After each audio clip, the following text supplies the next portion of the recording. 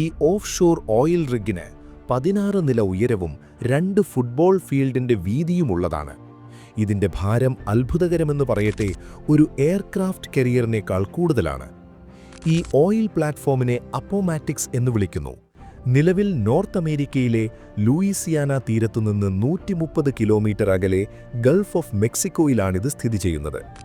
എന്നാൽ ഇതിന്റെ യാത്ര ആരംഭിച്ചത് കുറച്ചു വർഷങ്ങൾക്ക് മുമ്പ് ആയിരക്കണക്കിന് മൈലുകൾക്കപ്പുറം ദക്ഷിണ കൊറിയയിൽ നിന്നായിരുന്നു.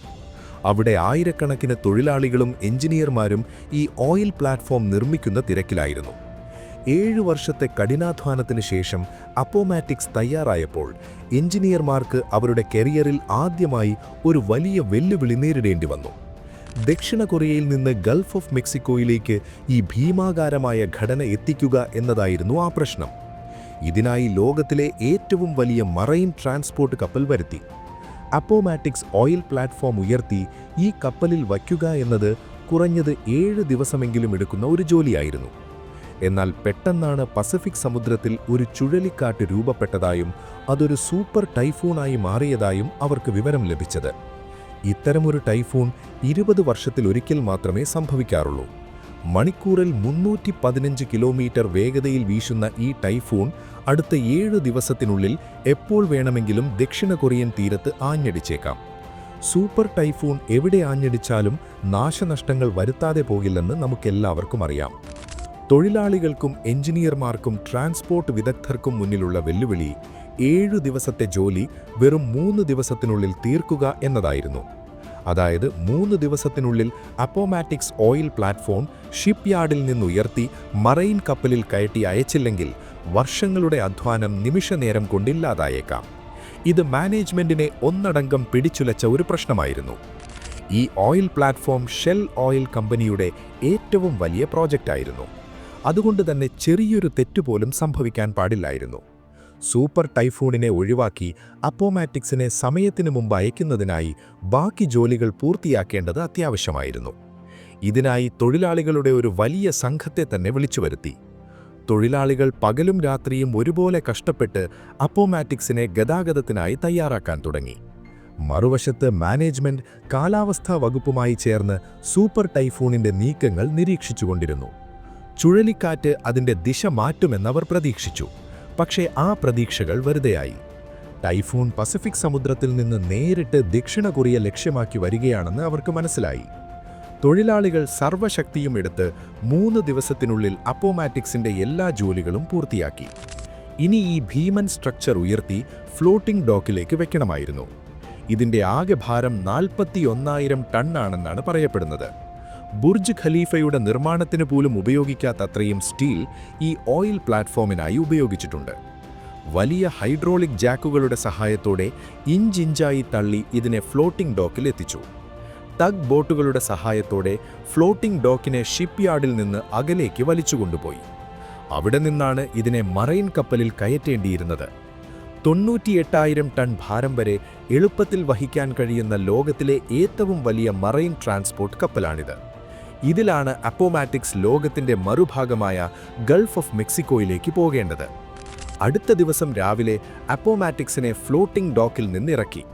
അങ്ങനെ ഓയിൽ പ്ലാറ്റ്ഫോം ആദ്യമായി വെള്ളത്തിൽ പൊന്തിക്കിടക്കാൻ തുടങ്ങി.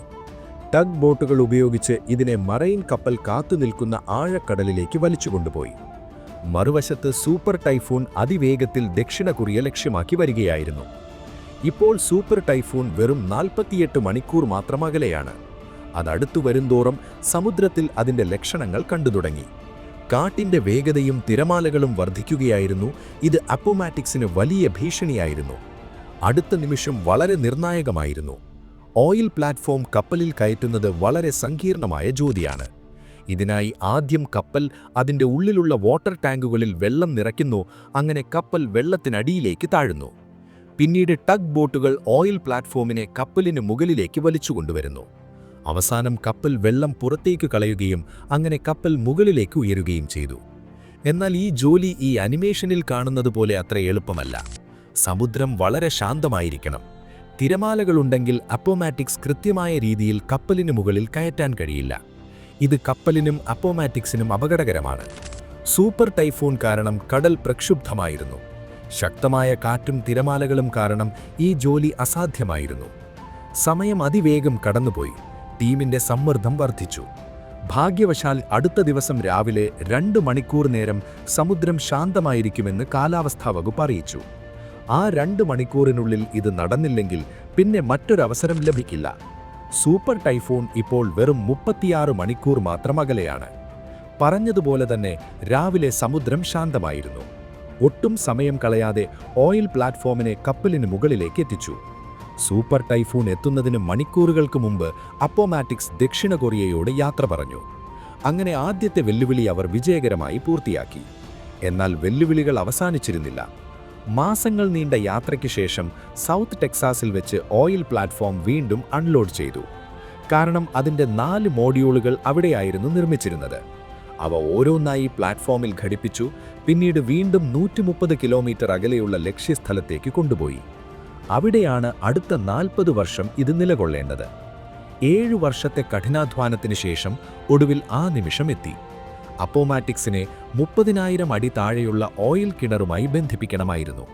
പ്ലാറ്റ്ഫോം നിൽക്കുന്നിടത്ത് സമുദ്രത്തിന് 7,400 അടി ആഴമുണ്ട്. ഏകദേശം 3 ബുർജ് ഖലീഫകൾ ഇതിൽ ഉൾക്കൊള്ളിക്കാൻ കഴിയും. എന്നാൽ എണ്ണയുള്ള ഭാഗം സമുദ്രത്തിന്റെ അടിത്തട്ടിൽ നിന്നും വീണ്ടും 22,600 അടി താഴെയായിരുന്നു. ഇത്രയും ആഴത്തിൽ ജലത്തിന്റെ മർദ്ദം വളരെ കൂടുതലായതിനാൽ മനുഷ്യർക്ക് അവിടെ പോയി ജോലി ചെയ്യുന്നത് അസാധ്യമാണ്. അതിനാൽ ROV അല്ലെങ്കിൽ റിമോട്ട്ലി ഓപ്പറേറ്റഡ് വാട്ടർ വെഹിക്കിൾ ഉപയോഗിക്കാൻ തീരുമാനിച്ചു. മറ്റൊരു പ്ലാറ്റ്ഫോമിൽ നിന്ന് പൈപ്പ് ലൈനുകൾ സ്ഥാപിക്കുന്ന ടീം ക്രെയിൻ ഉപയോഗിച്ച് ROVയെ കടലിനടിയിൽ വിട്ടു. 7,400 അടി താഴെ പൈപ്പ് ലൈൻ കൃത്യമായി ഓയിൽ കിണറിന്റെ മുകളിലെത്തിക്കുക എന്നത് വളരെ പ്രയാസകരമായ ജോലിയാണ്. മുകളിലിരിക്കുന്ന ഒരു ഓപ്പറേറ്റർ ഒരു വീഡിയോ ഗെയിം കളിക്കുന്നത് പോലെയാണ് ഇത് നിയന്ത്രിക്കുന്നത്. ഭാഗ്യവശാൽ ആദ്യ പ്രയത്നത്തിൽ തന്നെ അത് വിജയിച്ചു. പിന്നീട് പൈപ്പ് അപ്പോമാറ്റിക്സിലേക്ക് മാറ്റി. ഇതിനെ റൈസർ ട്രാൻസ്ഫർ എന്ന് വിളിക്കുന്നു. 4 കപ്പലുകൾ ചേർന്നാണ് ഇത് ചെയ്യുന്നത്. ആദ്യം അപ്പോമാറ്റിക്സിൽ നിന്ന് ഒരു ചെയിൻ പുറത്തെടുത്തു. പിന്നീട് ROV ഈ ചെയിൻ അടുത്ത കപ്പലിലേക്ക് എത്തിച്ചു. ഈ കപ്പലിൽ നിന്ന് മറ്റൊരു പ്ലാറ്റ്ഫോം ആ ചെയിൻ വലിച്ചെടുത്തു. ഒടുവിൽ അപ്പോമാറ്റിക്സിൽ നിന്ന് ഈ ചെയിൻ വലിച്ചുകൊണ്ട് പൈപ്പിനെ സ്വന്തം ഭാഗത്തേക്ക് അടുപ്പിച്ചു. ഇതിനുശേഷമാണ് ഡ്രില്ലിംഗ് ജോലികൾ ആരംഭിച്ചത്. സമുദ്രനിരപ്പിൽ നിന്ന് ആയിരക്കണക്കിനടി താഴെ ഏകദേശം 22,600 അടി ആഴത്തിലുള്ള എണ്ണക്കിണറിലേക്ക് പൈപ്പ് ഡ്രിൽ ചെയ്ത് എത്തിക്കണമായിരുന്നു. മാസങ്ങൾ നീണ്ട അധ്വാനത്തിന് ശേഷം പൈപ്പ് എണ്ണ ശേഖരത്തിലെത്തി. എണ്ണ പമ്പ് ചെയ്യുന്ന നിമിഷം കാണാൻ എല്ലാവരും കാത്തുനിന്നു. ഒരു ബട്ടൺ അമർത്തി പമ്പ് ഓൺ ചെയ്തു. 30,000 അടി താഴെ നിന്ന് ആദ്യമായി എണ്ണ മുകളിൽ വന്നപ്പോൾ എല്ലാവരുടെ മുഖത്തും വലിയ സന്തോഷമായിരുന്നു. അവരുടെ 7 വർഷത്തെ അധ്വാനം ഫലം കണ്ടു. എണ്ണയുടെ ഗുണനിലവാരവും അളവും മികച്ചതായിരുന്നു. ഇന്ന് അപ്പോമാറ്റിക്സ് പ്രതിദിനം 1,75,000 ബാരൽ എണ്ണ ഉൽപ്പാദിപ്പിക്കുന്നു. ഇത് 40 ലക്ഷം കാറുകൾക്ക് ഒരു ദിവസം ഉപയോഗിക്കാൻ ആവശ്യമായ ഇന്ധനത്തിന് തുല്യമാണ്. 2060 വരെ ഇത് ഉൽപ്പാദനം തുടരുമെന്നാണ് ഷെൽ കമ്പനി കരുതുന്നത്. ഇതുപോലുള്ള കൂടുതൽ വിസ്മയകരമായ വീഡിയോകൾക്കായി ഈ ചാനൽ സബ്സ്ക്രൈബ് ചെയ്യാനും വീഡിയോക്ക് ലൈക്ക് ചെയ്യാനും മറക്കരുത്. പരക്കട്ടെ പ്രകാശം.